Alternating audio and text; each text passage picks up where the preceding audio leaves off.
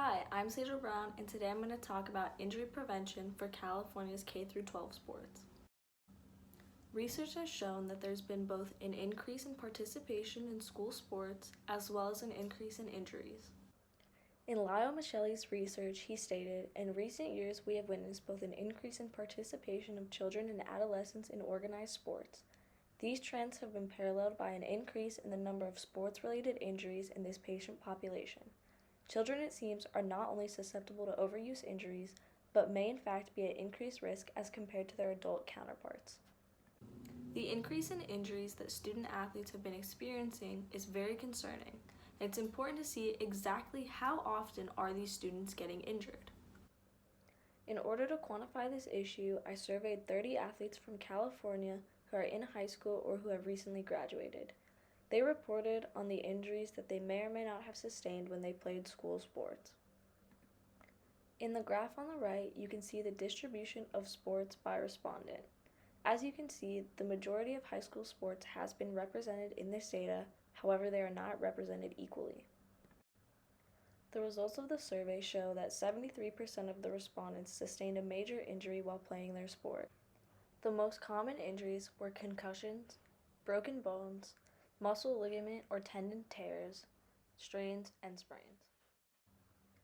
In addition to the short-term injuries, over 50% of respondents also felt negative long-term repercussions from their sports or injuries. The most common complaints were joint pain and limited mobility. These results are extremely concerning because the vast majority of athletes are getting injured. In addition to that, there is a high probability that they will have lifelong impacts from their sports or injuries. To learn more about this, I conducted interviews with both trainers, athletes, and coaches for a more qualitative insight. Of the coaches I talked to, Matt Ross was a JV football coach and Ben Maxwell was a varsity soccer coach. For the trainers, I talked to one personal trainer who was also a former athlete and one athletic trainer who's been practicing for 35 years. Lastly, I interviewed 3 athletes who play soccer, rugby, swim, water polo, and track to cover a wide variety of sports. In these interviews, there were many topics that were unanimously agreed upon, which I will address later in the presentation, starting with the fact that California's athletic environment is unlike anywhere else. California has one of the highest rates of student participation in school sports. This has created a uniquely competitive environment which comes with its own risks. The most important risk that I'd like to mention is that coaches sometimes force their players to play even when they're injured. And on the flip side, many players try and hide their injuries so that they can keep playing. I cannot emphasize this enough.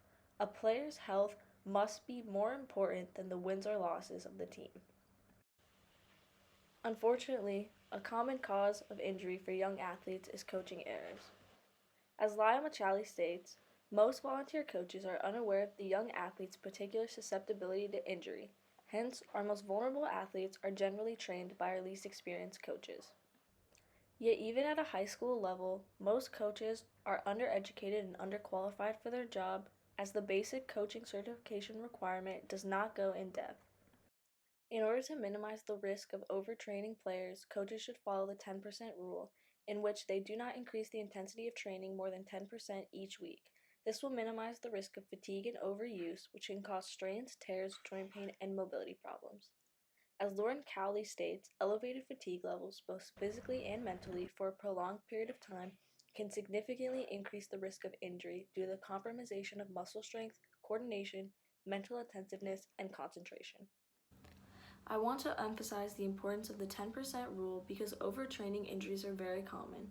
Almost every coach is guilty of using conditioning as a punishment, and I urge you not to do that because it's extremely risky.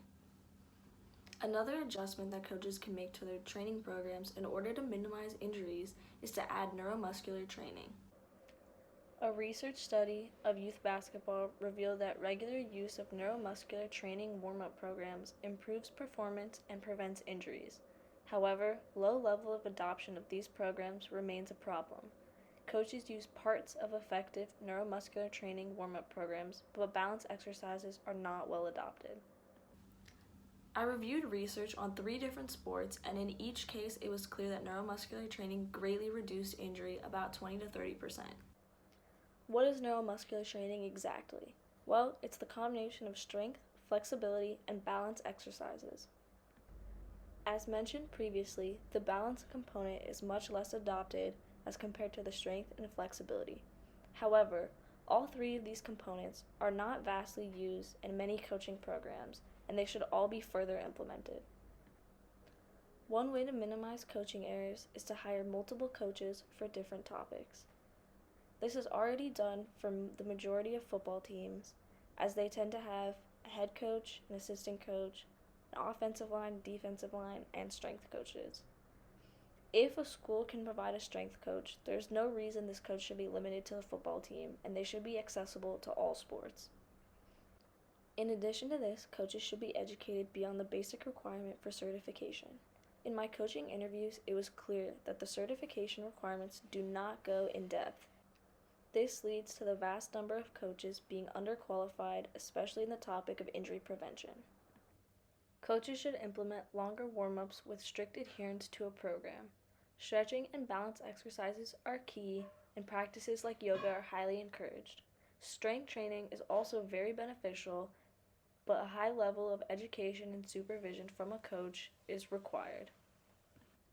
Coaches should follow the 10% rule to avoid overtraining and fatigue injuries, and they should do player check-ins in order to strengthen the player-coach relation so that players know if they're injured, they should sit out, and coaches do not try and force them to play.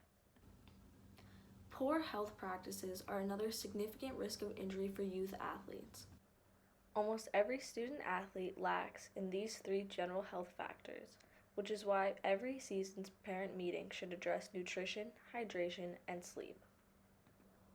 Dr. Lyle Michelli explains how having a proper diet can reduce the risk of fractures and bone breakage. Recent studies have detected deficiencies of calcium and vitamins in the diet of dancers, gymnasts, and distance runners. Many athletes also have decreased bone mineral density and a corresponding increase in the incidence of stress fractures. In addition to these benefits, having a healthy diet can also reduce inflammation and improve muscle recovery. My first recommendation would be to hire a nutritionist to advise athletes on their eating habits. This would be the most expensive but most effective solution. You could also require coaches to receive their nutrition certification, which will be much cheaper but also beneficial. Schools should also be encouraged to reform their lunch menus to better accommodate athletes' needs. And coaches should address nutrition routinely with parents, as eating habits tend to start in the home. Lastly, all coaches should be encouraged to educate themselves on this topic, as the basic certification requirements for coaches does not go in depth on these needs. Facilities, uniforms, and equipment are of the utmost importance for minimizing injuries. Ankle rolls and sprains are some of the most common injuries for athletes due to uneven fields and surfaces. Uniforms are also important, especially for contact sports. Any sport with a helmet must be of the highest quality to reduce the risk of concussion. Lastly, it is essential to have equipment up to standard, especially for weight training, as that is particularly dangerous for young athletes. In comparing these two images, you can see the huge difference that having high-quality equipment makes. The low-quality field on the right is very hazardous for tripping and sprained ankles. Since there have been a variety of practices mentioned that can reduce the risk of injury, I want to conclude with a financial distribution of each option. In the rightmost column, you can see the most expensive options, which will also be the most effective. However, no matter what is financially feasible, there is improvement that can be made. The first step is the most simple, spreading awareness to coaches, parents, and athletes about the risks of injury and the precautions they can take. Lastly, I wanted to include the sources of the extensive research I did, including numerous scientific studies. That concludes my presentation. Thank you for watching.